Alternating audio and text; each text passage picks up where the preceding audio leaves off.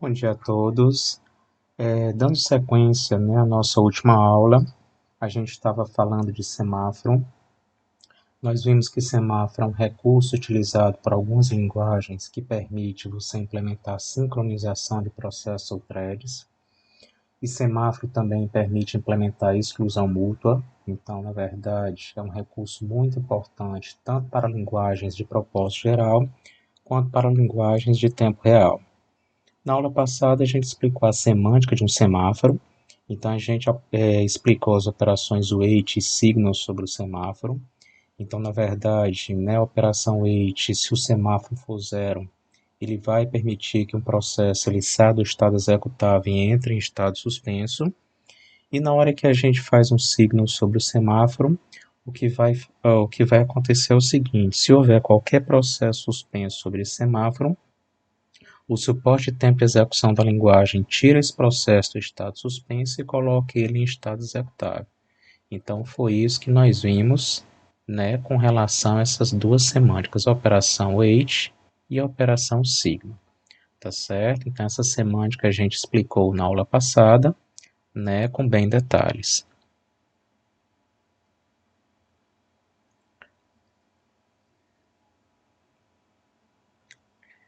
Mas na hora que a gente trabalha com semáforos, a gente tem que ter um certo cuidado, uma certa cautela. Por quê?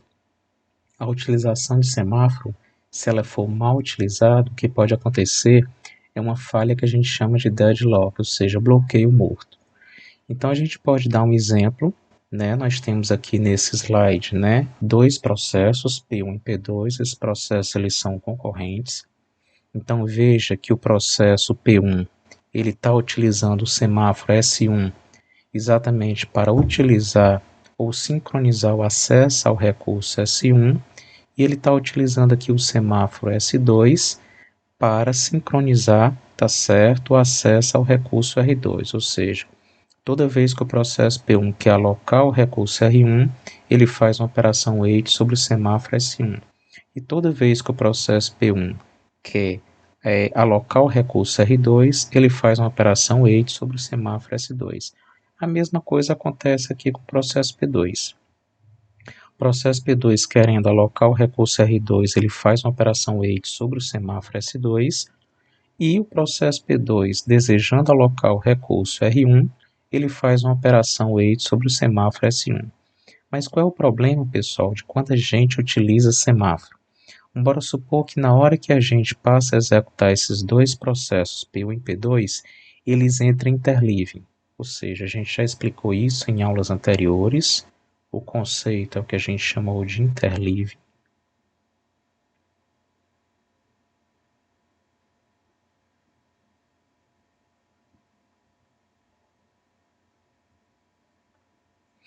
Então a gente já explicou, o que é que acontece no interleaving. Então imagina que eu estou operando, que eu estou executando os processos P1 e P2, e na hora que o escalonador de processos está executando esses processos, ele executa uma linha de comando de P1 e executa uma linha de comando de P2. Executa a segunda linha de comando de P1 e executa a segunda linha de comando P2. Então veja o que é que acontece, pessoal, na hora que eu estou utilizando o conceito de semáforo para alocar os recursos R1 e R2 para os processos P1 e P2.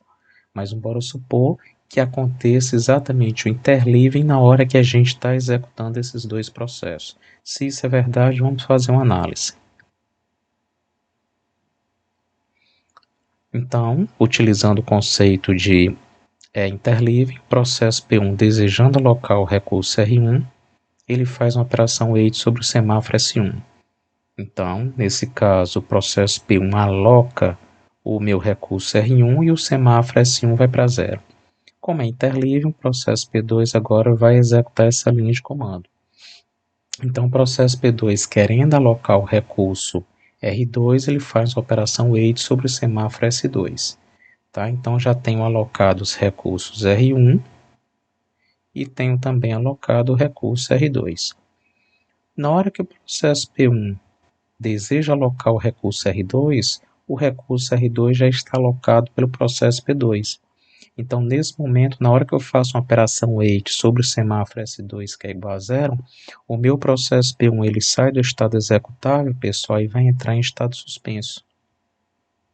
Como é interleaving, o meu processo P2 fazendo a chamada a uma função wait sobre o semáforo S1, ou seja, o meu processo P2 deseja alocar o recurso R1, então ele faz uma operação wait sobre o semáforo S1. Ora, mas o semáforo S1 ele foi para zero aqui.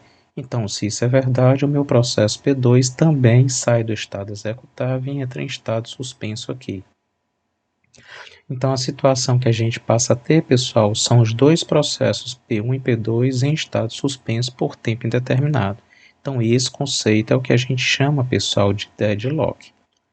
Então, a gente vai ter uma situação onde os dois processos P1 e P2 vão ficar suspensos e você só vai tirar esses dois processos do estado suspenso se você resetar ou se você inicializar a sua aplicação. Tá? Então, e como é que a gente consegue evitar essa falha? Então, pessoal, uma das maneiras da gente evitar que haja esse bloqueio morto, a gente pode fazer o seguinte: na hora que a gente vai alocar os recursos, a gente sempre aloca na mesma ordem. Então, nesse caso, o processo P1, ele deseja alocar o recurso R1 e o meu recurso R2. Logo, ele faz uma operação wait sobre S1 e uma operação wait sobre S2.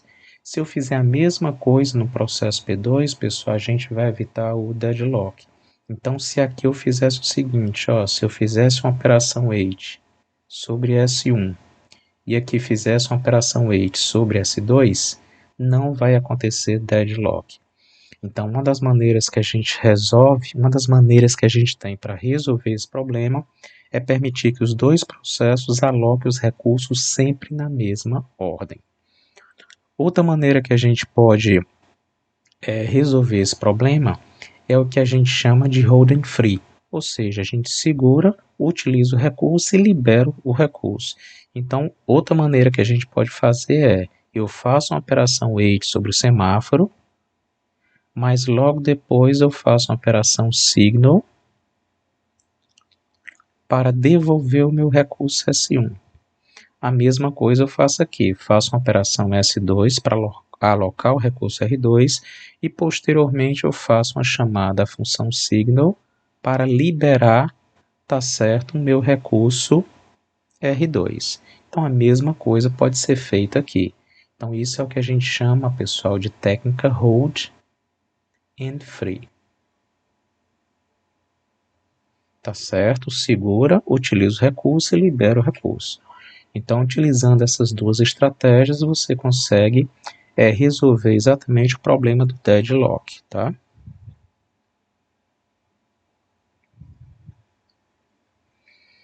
Tem outro problema também, pessoal, quando a gente utiliza semáforo, porque a gente pode utilizar o semáforo como estratégia de exclusão mútua.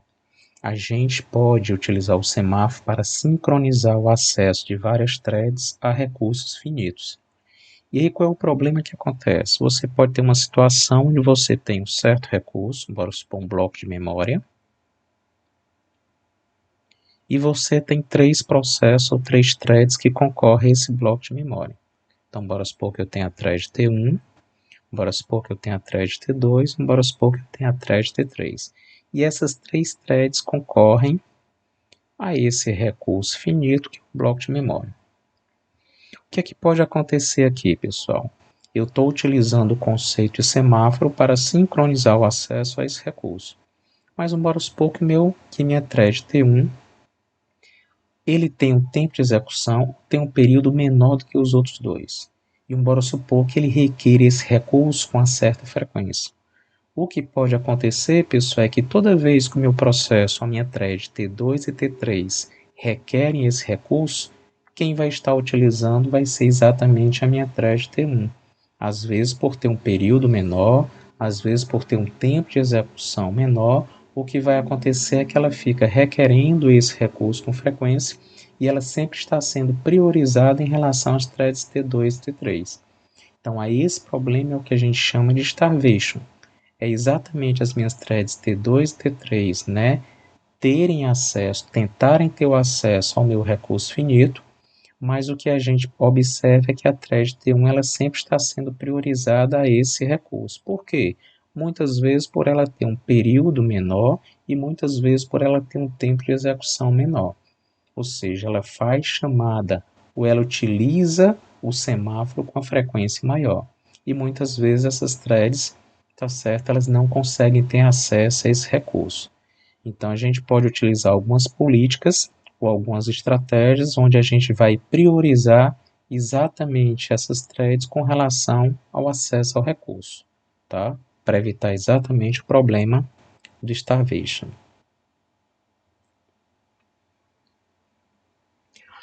Mas, pessoal, a gente viu, né, em aulas anteriores que os semáforos binários eles são utilizados exatamente para sincronizar o acesso, tá certo, de vários processos a um recurso finito. Por exemplo, eu tenho 3 processos que concorrem a um bloco de memória. Então, a esse bloco de memória eu posso associar um semáforo. Então, a gente percebe que o semáforo é utilizado para sincronizar ou para implementar a exclusão multa de muitos para um, tá certo? Então, bora supor que eu tenho 3 threads, eu quero sincronizar o acesso dessas threads a um único recurso. Então, a esse recurso eu utilizo um semáforo binário. Então, a gente diz que o semáforo binário ele é utilizado para sincronizar o acesso ou para implementar a exclusão multa de muitos para um. Mas eu posso ter uma situação que eu quero implementar a exclusão mútua de muitos para muitos. Ou seja, eu posso ter vários processos ou várias threads e eu quero implementar a exclusão mútua para alguns recursos. Então a gente já não vai mais utilizar o conceito de semáforo binário.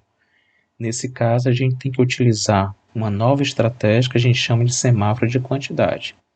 Agora, para a gente utilizar esse tipo de semáforo, pessoal, os recursos eles devem ser do mesmo tipo, porque não tem como a gente diferenciar os recursos utilizando esse tipo de semáforo. Então, toda vez que a gente quer implementar a exclusão mútua ou que a gente quer sincronizar o acesso de vários processos ou threads a vários recursos, a técnica ou estratégia que a gente vai utilizar, o recurso que a gente vai utilizar é o que a gente chama de semáforo de quantidade, tá? Então, temos aqui a nossa semântica. Então, veja, pessoal, que a operação weight já muda. Então, aqui eu tenho, né, o S vai representar a quantidade de recursos disponíveis que eu tenho, tá certo? E o I é a quantidade que eu quero requerer, tá certo? Então, veja o que é que vai acontecer. Então, toda vez que eu faço uma operação weight sobre um semáforo, onde o S vai me dizer exatamente a quantidade de recursos que eu tenho e o I exatamente a quantidade que o meu processo ou a minha thread requer. Então a semântica é: se a quantidade é maior ou igual do que a quantidade que a thread ou processo requer, então o semáforo recebe semáforo menos i. Caso contrário, ou seja, eu não tenho uma quantidade suficiente, né, relacionada ao que o minha thread ou meu processo requer, então o meu processo entra em estado suspenso. Na hora que ele sai do estado suspenso, ele faz semáforo, recebe semáforo menos i. E na hora que eu faço a chamada à função signal sobre esse tipo de semáforo, se não houver mais nenhum processo suspenso aguardando esse semáforo, o que vai acontecer é que o semáforo recebe semáforo mais i. Então essa é a semântica do semáforo de quantidade. A gente pode dar um exemplo aqui. Então, bora supor que eu tenha essa situação, pessoal. Eu tenho 3 recursos, tenho 3 blocos de memória. Bora botar 5 blocos de memória. Então, eu tenho um bloco de memória B1, tenho um bloco de memória B2, tenho um bloco de memória B3, tenho um bloco de memória B4 e tenho um bloco de memória B5. Veja, pessoal, que esses 5 blocos aqui eles devem ser do mesmo tipo, tá certo? Bora supor que um bloco de memória pode ser representado aí por um array, um vetor do tipo inteiro, onde cada vetor desse possui 10 elementos, ou seja, eu tenho, nesse caso, 5 recursos idênticos. E bora supor que eu tenha 3 threads que concorrem exatamente a esses recursos. Eu tenho a minha thread T1, tenho a minha thread T2 e tenho a minha thread T3. Então, o que é que vai acontecer? O meu semáforo, pessoal, ele já vai ser inicializado em 5, porque eu tenho 5 recursos disponíveis. Ah, Paulo, então bora supor que eu tenho aqui o escopo das minhas 3 threads. Tem a minha thread T1, tem a minha thread T2 e tem a minha thread T3. Bora supor que a minha thread T1 ela deseja utilizar 3 blocos de memória. Então ele vai fazer um wait S3. Ele vai utilizar esses blocos de memória e depois ele libera esses blocos de memória fazendo o signal S3. Bora supor agora que a minha thread T2 queira utilizar 4 recursos. Então a minha thread T2 vai fazer uma operação wait, vai fazer S4, vai utilizar esses recursos e depois ele vai liberar esses recursos fazendo a chamada uma função signal S4. E eu finalizo a minha thread. E, por sua vez, bora supor que a minha thread T3 deseja utilizar 3 recursos. Então, se a minha thread T3 deseja utilizar 3 recursos, então ele vai fazer uma operação wait S, ele deseja utilizar 3 recursos. Posteriormente, ele utiliza esses 3 recursos e depois ele pode liberar esses 3 recursos fazendo a chamada a uma função signal. Bora supor que eu faça a seguinte indagação. Bora supor que a thread T1 ela chegue primeiro a essa função wait. Primeiro a minha thread T1 chega aqui, depois a minha thread T2 chega nessa operação wait e por fim a minha thread T3 chega nessa operação wait. Pergunto para vocês, o que é que vai acontecer nessa situação? Então a gente pode fazer a seguinte análise. Na hora que a minha thread T1 chega nessa operação wait, eu tenho 5 recursos disponíveis e a minha thread T1 deseja alocar 3. Ora, como S é maior do que I, então o que é que eu faço? A minha thread T1 prossegue e meu S recebe S menos I. 5 menos 3, eu agora só tenho 2 recursos disponíveis. Meu S agora é 2. Mas a minha thread T1 prosseguiu, está aqui ela. Se a minha thread T2 chegar nessa função wait em segundo lugar, o que é que vai acontecer? A minha thread T2 deseja alocar 4 recursos, mas eu só tenho 2 recursos disponíveis. Então o que é que vai acontecer? Como S é menor do que I, então suporte e tempo de execução tira, tá certo, a thread T2 do estado executável e coloca ele em estado suspenso. Então, pessoal, o que vai acontecer é que minha thread T2, nesse ponto aqui, ó, ele vai entrar em estado suspenso. Ah, Paulo, mas o que é que vai acontecer na hora que a minha thread T3, desculpa, chegar nessa função wait aqui? Ora, a minha thread T3 deseja alocar 3 recursos, mas eu só tenho 2 recursos disponíveis. Então, o que vai acontecer é que a minha thread T3 vai fazer a chamada função wait, ela deseja alocar 3 recursos, eu só tenho 2 disponíveis. Então, a minha thread T3 também vai entrar em estado suspenso. Então, eu tenho uma fila de processos suspensos, onde o primeiro da fila vai ser a minha thread T2, que vai estar suspenso sobre o semáforo, e o segundo da fila é a minha thread T3. Está aqui, ó. Isso aqui é o que a gente chama de fila de processos suspensos sob esse semáforo. O que é que vai acontecer na hora que a minha thread T1 ela chega nessa função signal? A minha thread T1 irá liberar 3 recursos. Ora, eu tinha 2, ele tende a liberar mais 3 recursos, tende a 5 recursos. Mas o suporte tempo de execução vai detectar que tem a minha thread T2 aguardando esses recursos. Então ele tira a minha thread T2 do estado suspenso, coloca ele em estado executável Novamente ele vai fazer uma operação wait sobre o semáforo, então ia para 5 menos 4, o meu S agora é igual a 1. Mas a minha thread T2 prosseguiu. Quando a minha thread T2 chega nesse ponto aqui, ele vai fazer um signal sobre o semáforo e irá devolver, tá certo, os 4 recursos. Então, ele iria tender a ficar S1 mais 4, mas o suporte tempo de execução vai detectar que tem a thread T3 aguardando esse semáforo. Então, o suporte tempo de execução da linguagem tira a minha thread T3 do estado suspenso, coloca ela em estado executável, ela vai fazer uma operação wait sobre o semáforo, que vai tirar 5 menos 3, o meu S vai ficar igual a 2. A minha thread T3 prossegue, ao final ele vai fazer um signal sobre esse semáforo, o suporte da linguagem vai ver que não tem mais nenhuma thread na fila de processos suspensos, então o que vai fazer é que ele vai adicionar 2 mais 3 e o meu semáforo volta ao seu estado inicial, que são 5 recursos disponíveis. Então é assim, pessoal, que funciona exatamente o semáforo de quantidade. Tá? É essa maneira que a gente tem de sincronizar o acesso de vários processos a vários recursos. É o que a gente chama de muitos para muitos. Ok?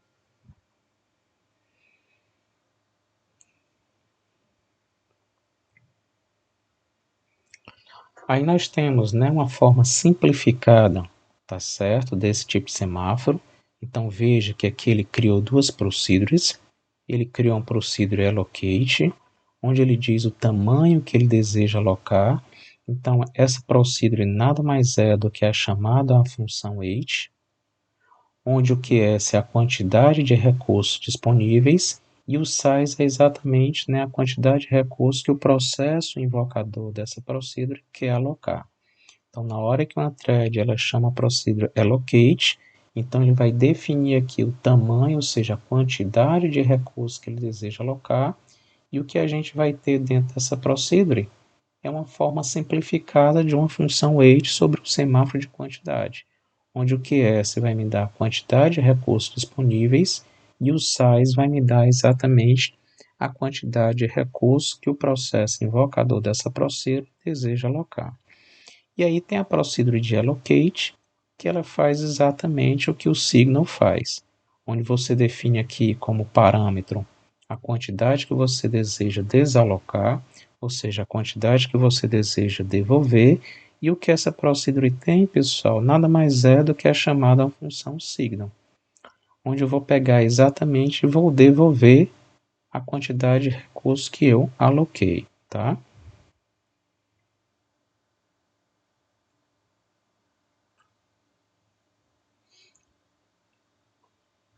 Outra coisa muito interessante, pessoal, que a gente chama de monitor. Então, uma das maneiras que a gente tem de implementar a exclusão mútua é usando a estratégia ou a política de monitor. O que é isso? Você vai pegar o teu recurso que você deseja alocar, você vai pegar a tua região, a tua seção crítica, você vai encapsular, encapsular, você vai empacotar esse recurso, essa região crítica dentro de um módulo, tá certo? E aí você só pode acessar, tá certo? Esse recurso, essa região crítica, utilizando exatamente procedures, tá? Então veja que eu tenho uma situação onde eu pego um recurso, onde eu pego uma região crítica, eu vou encapsular, eu vou empacotar essa seção crítica ou esse recurso dentro de um módulo, e eu só posso acessar esse recurso, essa região crítica, utilizando procedures. E essas procedures, pessoal, internamente elas implementam exclusão mútua. Então aqui vale a pena a gente chamar a atenção para um tipo, né, diferente. Então se vocês observarem aqui, eu tenho space available e item available. Pessoal, eles não são semáforos, eles são variáveis condicionais. Ou seja, eu vou já explicar como é que é o funcionamento, a operação desse tipo. Então temos aqui o numbering buff, que é uma variável do tipo inteiro que define a quantidade tá certo? De itens que a gente tem dentro do nosso recurso, a quantidade de recursos que a gente tem, tá certo? E a gente tem as procedures append e as procedure take. A procedure append é quando eu quiser inserir qualquer elemento, tá certo? Dentro da minha região crítica, ou qualquer elemento, ou qualquer recurso, tá certo? Dentro desse módulo. E a procedure take é quando eu quiser retirar, quando eu quiser ler, tá certo? Qualquer item que tem, tá certo? Nesse recurso, ou qualquer item que tem nessa região crítica, ou se eu quiser apanhar ou pegar, tá certo? Qualquer recurso. Então, três coisas importantes que a gente tem. São dois tipos diferenciados. Então, se vocês verem, a gente tem, né, a variável space available e item available. Então, chama atenção, são as variáveis condicionais.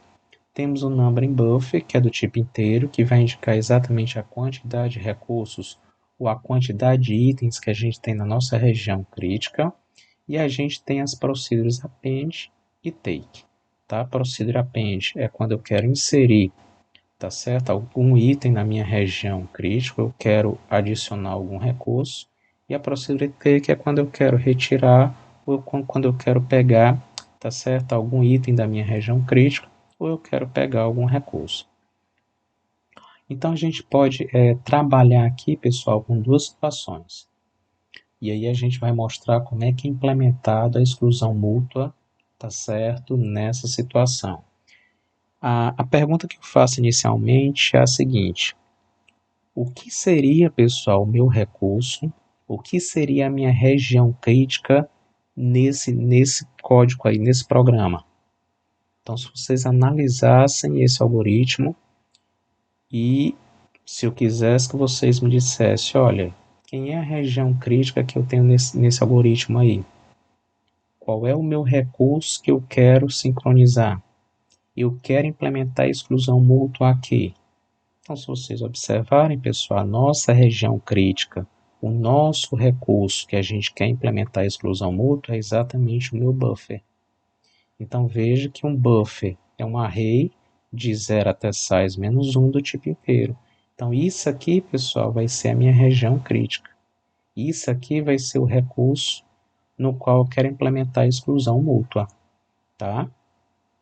E aí, bora supor, pessoal, que esse meu array aqui ele esteja vazio, ou seja, eu não fiz a inserção de nenhum elemento nesse vetor.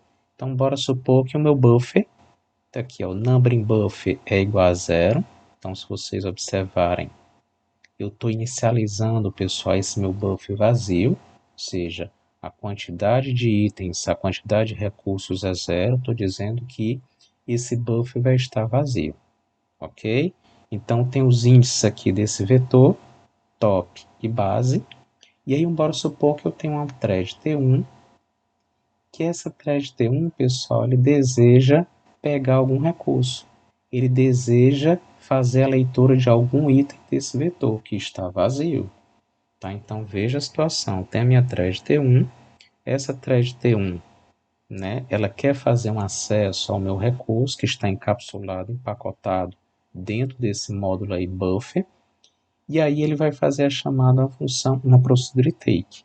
Então, bora supor que minha thread T1, desejando, né, acessar algum recurso, tá certo? Dentro desse módulo aí, ele fez a chamada aqui, a procedure take, onde ele vai atribuir isso aqui na variável x. Ora, pessoal, na hora que a minha thread T1, querendo fazer a leitura, querendo pegar algum item desse recurso, ele faz a chamada procedure take, olha o que é que vai acontecer. Na hora que ele faz a chamada procedure take, eu inicializo a minha procedure, ele faz o teste. If numbering buffer é igual a 0, o numbering buffer foi inicializado em 0. Então, se isso é verdade, ele faz uma operação wait sobre item available. Pessoal, nesse caso, item available não é um semáforo. E toda vez que eu fizer a chamada função wait nesse tipo aqui, obrigatoriamente o meu processo sai do estado executável e entra em estado suspenso. Aqui a gente não testa se o semáforo é 0, se é 1, não. Toda vez que eu estou fazendo a chamada função wait sobre itAvailable, que é uma variável condicional, obrigatoriamente a thread invocadora dessa função sai do estado executável e entra em estado suspenso. Então veja, pessoal, que nesse momento aqui, a minha thread T1 entrou em estado suspenso. Por quê? Ele tentou fazer a leitura de um item de um recurso que está vazio. Paulo, ele vai sair do estado suspenso quando? Bora supor que a minha thread T2 ela deseja inserir, tá certo, um item dentro desse recurso. Ela deseja inserir um item dentro desse vetor. O que é que ela faz? Ela vai fazer a chamada ao procedure append, tá? Ela vai fazer a chamada ao procedure append. Ela quer botar o valor 20. Ora, na hora que a minha thread T2 faz a chamada ao procedure append, olha o que é que vai acontecer.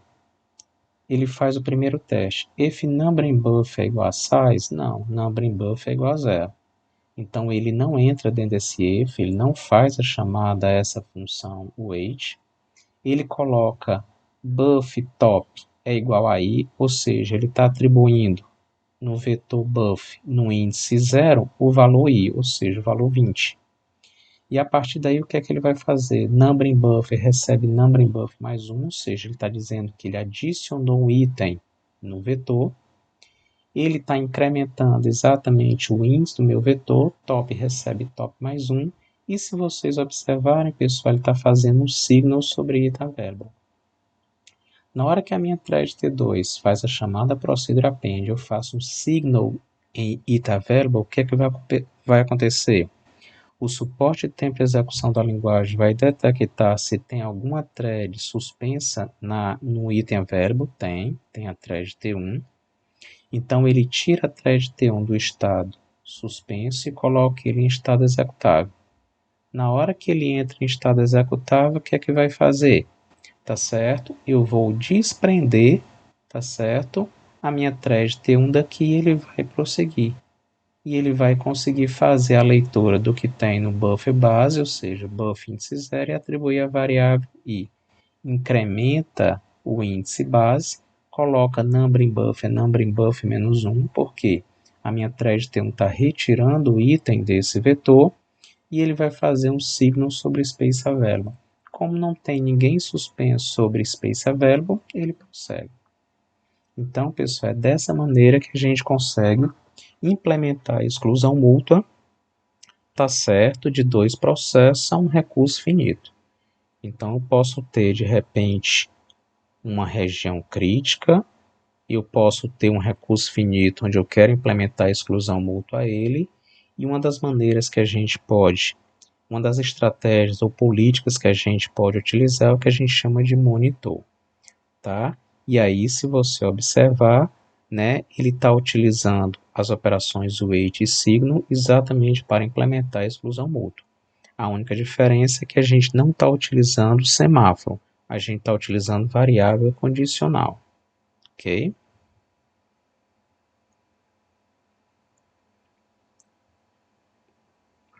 Aqui é um exemplo, pessoal, aqui é um exemplo simplificado, onde a gente utiliza as procedures allocate e a procedure deallocate. Então, toda vez que você desejar alocar um recurso, você vai utilizar a procedure allocate, e toda vez que você quiser liberar um recurso, você vai utilizar a procedure deallocate, tá? Então, se vocês observarem, pessoal, mais uma vez, eu estou dizendo que free aqui é variável condicional, então veja que free é do tipo signal, então nesse caso aqui ele é equivalente a uma variável condicional. Vocês estão vendo que a variável base ela foi inicializada em false.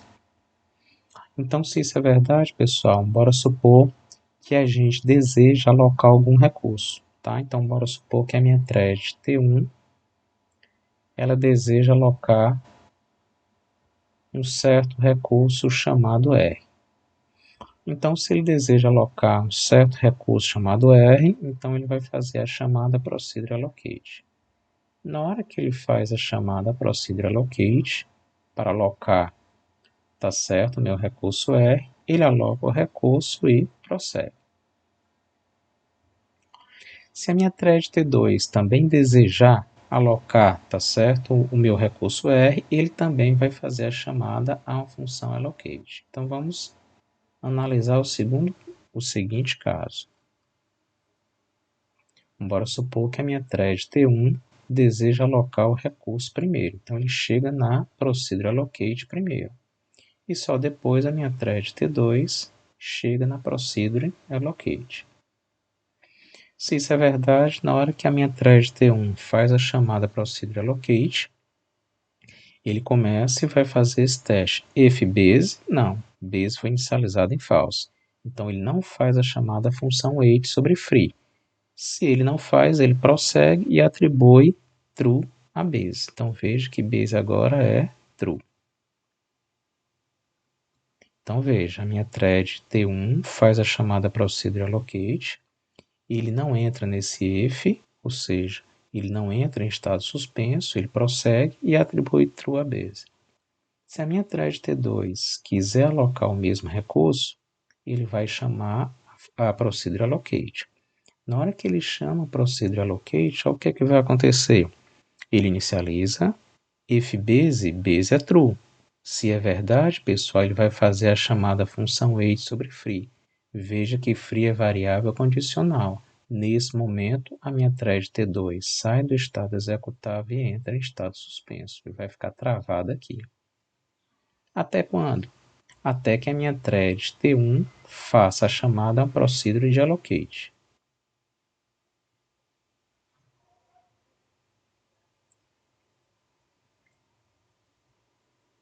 Certo? Na hora que a minha thread T1 faz a chamada procedure de allocate, o que é que ele vai fazer? Ele vai atribuir false a base, ou seja, o meu base volta a ser false de novo. Mas ele vai fazer um send em free. Pessoal, esse send aqui é equivalente ao nosso signal do semáforo. Então, na hora que a minha thread T1 faz a chamada procedure de allocate, ele vai atribuir false à variável base e vai fazer um signal sobre free. Free, repito, é exatamente a nossa variável condicional. Nesse momento, o suporte de tempo de execução da linguagem vai detectar se tem alguém suspenso em free, tem a minha thread T2, ele tira a thread T2 do estado suspenso, coloca ele em estado executável e ele prossegue. Então veja, pessoal, que é assim que a gente pode, né, criar duas procedures utilizando o conceito de monitor, tá? Isso é utilizado na linguagem Módula 1. Bem, pessoal, na próxima aula a gente vai passar para o capítulo 5, mas antes de passar para o capítulo 5, a gente vai falar sobre comunicação interprocesso utilizando memória compartilhada, mas vai ficar para uma próxima aula, tá? Muito obrigado pela atenção e bom dia.